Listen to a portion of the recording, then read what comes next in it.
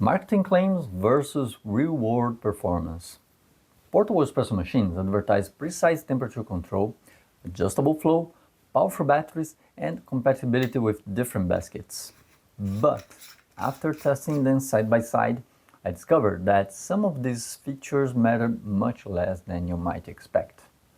So, in this battle between Hibrew, Ikape, and Outin, I'll show you what's marketing, what's real, what actually makes a difference in your cup, and which machine makes the most sense for you. And by the end of the video, I'll also tell you which one is my personal favorite, and the answer might surprise you. Let me first explain the choices for this test. I wanted machines that could realistically deliver the best espresso quality in this category today, with non-pressurized baskets, similar price ranges, and comparable basket sizes. The first contender is Outin Nano. I had already reviewed this one, then I knew how well it could perform. It was a strong contender with a slightly smaller basket that could actually be an advantage, by the way. So I decided to include it. When I reviewed the Nano, one improvement I mentioned was the possibility of replacing the batteries, which could improve flexibility, longevity, and sustainability. Then, Hibrew launched the H4C, featuring a 51mm non-pressurized portafilter, adjustable temperature up to 95 degrees, and replaceable batteries. Some people had complained that Outin Nano could produce sour shots with light roasts, potentially due to lower temperatures. In my previous review, I actually disagreed and showed a few ways to work around that issue. You can check that video in the card here, and I'll leave the link in the description. But the higher temperature setting on the H4C looked promising. The third competitor is Ikape Kapo K2, another 51mm non-pressurized system with temperature adjustment up to 96 degrees through a mobile app. The app also allows you to control flow rate, pre-infusion, soaking time, and even schedule your brews. And it has a larger battery capacity while still weighing under 800 grams. If you already use a 58mm setup, you may prefer their 58mm version, the Kapo K2 Pro. But to keep this comparison fair, I focused on the 51mm version. Now, if you came to my channel, you're probably not interested in capsules, but just for completeness, the Kapo K2 is not currently compatible with capsules. Ikape mentions on their website that they are working on an adapter, but at the moment it's not supported. Another machine that many people ask about is the MHW3 Bomber portable espresso maker. It's definitely an interesting option, but it uses a 58mm system and is about 50% more expensive than the others. So I decided not to include in this comparison. But if you would like to see a comparison between the 58mm options, let me know in the comments. If enough people are interested, I may test those as well. Finally, to be completely transparent, I asked Hibrew, Ikape, and Outin to send these machines for review, but they had no access to this video before publication and no influence on the results or the content. They also provided discount codes, which you can find in the description along with affiliate links that help to support the channel. But don't buy anything yet. First, check the results because there are several details that may push you toward one machine or another depending on what matters most for you. Let's start with one of the most surprising results: temperature. I measured temperature in the cup during consecutive dummy extractions. Using boiling water from a kettle, Hibrew and Outin behaved very similarly. The first shot delivered about 72 to 73 degrees, and by the second and third shots, both reached around 77 degrees. Ikape was slightly more consistent, delivering around 74 to 75 degrees in all three extractions. This suggests that if you have access to a kettle, it may be useful to run the dummy shot to preheat the Nano or the H4C. But in my test, I didn't see any benefit with the Kapo K2. Then, I repeated the tests using only the internal batteries. Here, I expected higher temperatures from Hibrew and Ikape because they allow temperature adjustments up to 95 and 96 degrees respectively. But when the machines started brewing, the water temperature inside the chamber was about 90 degrees for Outin, 91 for Ikape, and 94 for Hibrew. In the cup, however, the results were surprisingly similar. Ikape delivered about 74 to 76 degrees across 3 extractions. Hibrew delivered 75 to 76 degrees, and Outin started about 4 degrees lower in the first shot, but reached 76 to 77 degrees by the second and third shots. So the key takeaway is that all 3 machines deliver very similar maximum temperatures in the cup. With Outin, you may want to preheat if running on batteries, but after that first shot, the difference becomes very small. And this leads us to another important part of the testing, battery performance. When running purely on batteries, the machines behave quite differently. Both Ikape and Outin heated the water in about 3 minutes and 20 seconds, while Hibrew took around 7 minutes and more than 8 minutes when the battery was almost empty. For these tests, I used 75 milliliters of water each time, and that works well with a 15 grams dose since the coffee may absorb around 30 ml, still allowing a 1:3 ratio if the shot tastes sour. It also matches the maximum capacity of the Outin Nano and Ikape Kapo K2, while the Hibrew can hold up to 100 ml. This larger amount of internal material in the H4C probably contributes to the longer heating time. Using boiling water from a kettle, you can brew hundreds of shots, but using only the batteries, I was able to extract 5 shots with Ikape, 3 shots with Hibrew, and 3 shots with Outin. However, with Outin you might effectively get 2 cups because you may want to use 1 cycle to preheat. Hibrew has a unique advantage here, replaceable batteries. If you carry spare batteries, you can simply swap them and keep brewing. Hibrew sells a kit with charger and 3 batteries for around $50, or you can use a standard 18 650 batteries. Just avoid extremely cheap cells. Lithium batteries require good quality for safety. I'll leave some links in the description for rechargeable batteries that I normally use. One interesting observation with Ikape. When I attempted the 4th shot, the machine overheated and triggered protection, requiring about 10 minutes to cool down. So, if 4 people want coffee at once, someone might need to wait. And how long it takes to recharge each of them? Ikape was the fastest with 1 hour and 36 minutes. Outin came second with 1 hour and 56 minutes. And Hibrew was 20 minutes slower than Outin with 2 hours and 70 minutes for a full recharge. Ikape offers adjustable flow control through the app with 3 levels, low, medium and high. However, in my tests, I didn't observe any change in flow rate. I tested both iOS and Android apps, updated the firmware, but the result was always the same. The wetting and soaking adjustments, however, worked correctly. The automated process that you could also replicate manually on the other machines. So, the app adds convenience, but it doesn't necessarily unlock something you couldn't already do manually. Ikape and Hibrew both use 51mm baskets, and I initially expected to use my IMS precision basket in both machines. However, it fits only in the Ikape. I contacted Hibrew to confirm whether I might have the wrong IMS model, because IMS offers many versions, but they confirmed that current models are not compatible. However, Hibrew told me they are working on a new holder to support other baskets, but at the time of the recording, there's no launch date yet. In this comparison, I'm using an Outin Nano with the Basket Plus kit, which includes a non-pressurized basket, dosing funnel, and Temper. The included WDT is essentially a paperclip style tool, which I don't like very much. So I designed and 3D printed my own version, along with a stand that fits all 3 machines.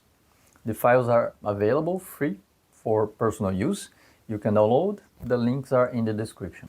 The Hibrew H4C Barista Ultra kit includes a non-pressurized basket, dosing funnel, Tamper, WDT, paper filters, and a foldable stand. The stand is lightweight and portable, but it can sometimes fold accidentally. It happened once to me, but fortunately the machine was empty. The Ikape Kapo K2 kit includes a basket, brush, scoop, and paperclip style WDT, but the standout accessories are the puck screen, a magnetic dosing funnel with 10 magnets, and a leveled calibrated temper. These accessories are actually so nice that I started using them with my DeLonghi Stylosa. Except the temper, because Ikape also sent me the V6 Impact Temper with that click that lets me know that I achieved the adequate compact force, and I really like it. The Ikape stand is very sturdy, but it weighs about 500 grams and requires assembly with 8 screws. So it's more suitable for home use than travel. All machines include a USB-C cable, although in practice I usually use just my phone charger or power bank. This protective case is not included, you need to buy it separately, but in my opinion it's a bit bulky. I usually try to keep my luggage compact and light when traveling, so I wouldn't take this case. And now the most important question. How good is the Espresso?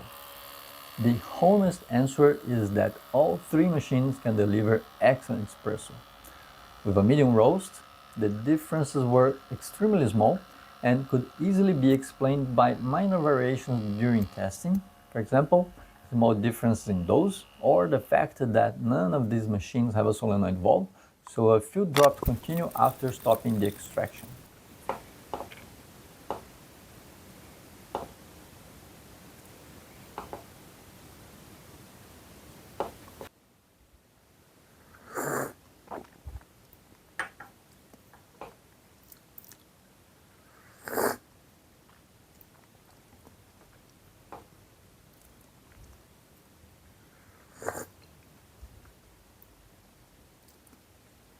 Quite similar, I would say, not a major difference in the cup. Overall, the results were essentially equivalent. Just a quick note, I don't usually use medium roasts, and this one wasn't very fresh. So the lack of crema here is not related to the machines. With a light roast, the difference became a bit more noticeable. Outin produced the more acidic cup with clearer separation of flavors. Hibrew produced the least acidic shot, slightly more balanced, but also a bit flatter. Ikape sat somewhere in the middle. And again, not much crema here, this time because it's a light roast, which naturally produces less crema. I could have used a very fresh dark roast for a more Instagram-worthy espresso, but I prefer to show real-world tests without any tricks. But back to the point, the differences were still relatively small and probably not enough on their own to determine your choice. For context, on my DeLonghi Stylosa, I brewed the same coffee at 96 degrees in the puck with 5 seconds of wetting and 10 seconds of blooming, followed by a low-flow extraction. For this test, I used the same grind size that I'm using on my Stylosa across all machines, simulating a simpler workflow, closer to what most people would actually do. Like, I wouldn't make 2 or 3 coffees just to dial in a portable machine the day before traveling. In reality, the day before a trip I'm usually too busy packing. I'll just grab a coffee that I already know roughly how to handle and not my exotic fermented beans. So this was actually a fairly challenging scenario with less than perfect adjustments for each of the machines. And even then, they all performed surprisingly well. Now, what about the IMS basket? The Ikape Kapo K2 is the only one that supports it. Compared to the IMS, I noticed a bit more fines migration with the stock version, although it's already quite good. In terms of flavor, the stock basket felt slightly flatter but more balanced, while the IMS provided more clarity and slightly higher acidity. But overall, I wouldn't consider this a deciding factor, at least for my use case. Starting with Outin Nano, it hits quickly, recharges reasonably fast, and in my opinion, it has the best design and a great ecosystem. Outin offers a portable grinder, a scale with a distinctive design, multiple colors, and at the moment they offer this Crew Barista set, which includes extra baskets that allow you to pre-grind your coffee the day before and carry them like pods, especially if you 3D print the containers that I designed and made available free to download. And if you want extra baskets, this is your only option. Outin doesn't sell them separately. You will need to buy multiple basket plus kits.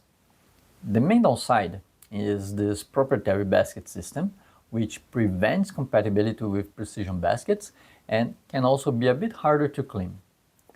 Second, with batteries, you may get only 2 shots if you preheat to get extra 3 or 4 degrees in your extraction, but no more than 3 if you heat 75 ml of water each time. Moving to Hibrew, its biggest advantage is the replaceable batteries. Battery capacity decreases over time, so being able to swap batteries extends the lifespan of the machine and adds flexibility when traveling. The 100 mm water capacity also allows longer ratios, Americanos, or even milk drinks with Dolce Gusto capsules, if you buy the adapter or the Explorer version.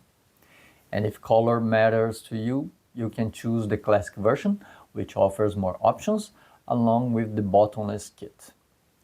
The heating performance on batteries was also great, delivering the maximum temperature from the first shot without needing to preheat, then making 3 shots consistently with 1 charge. However, it takes significantly longer to heat, about 7 minutes instead of 3, which may matter if you want to prepare multiple drinks quickly. Compatibility with precision baskets is also currently missing, although Hibrew says they are working on a solution. Now, Ikape Kapo K2 stands out for battery capacity that allows you to make 5 shots with fast heating, fast charging, and a friendly app.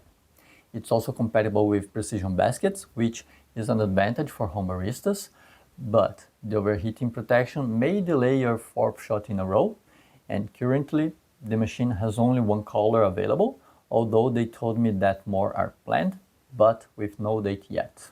The app is useful, but it also creates a dependency. If your phone battery dies, or if the app is discontinued, you lose access to adjustments like temperature and pre-infusion settings. On the other hand, simple software modifications can add a lot of value, and you don't need to buy new accessories. You just need to update the firmware. And I would very much like to see the integration with Bluetooth scales, for example, or apps like Bean Conqueror, or even make an API available for developers to build integrations. But at the end of the day, all 3 machines can produce excellent espressos. The best choice depends on what you value most. If you want more shots per charge, precision baskets, and app features, choose Ikape. If you want milk drinks with Dolce Gusto capsules, or replaceable batteries for longevity, sustainability, or flexibility on the go, choose Hibrew. If you value an ecosystem that integrates well with your setup, Outin Nano remains a very strong option. And I know you're going to ask which one I would choose, and I won't sit on the fence. If I had to pick one today, I would probably choose the Hibrew H4C, mainly because of longevity and sustainability. But honestly, the differences between them are relatively small, and the best choice really depends on what you value most. But I'm curious about your opinion. Which one would you choose? And once again, thanks to Hibrew, Ikape, and Outin for sending the machines for review and providing discount codes for viewers. If you want to get those discounts, the links and codes are in the description. And last but not least, thanks for watching, and special thank you to Chloe, Christian, Fly Rockets, Paul, and Rafa for supporting the channel with super thanks and buy me a coffee. See you in the next video, and ciao!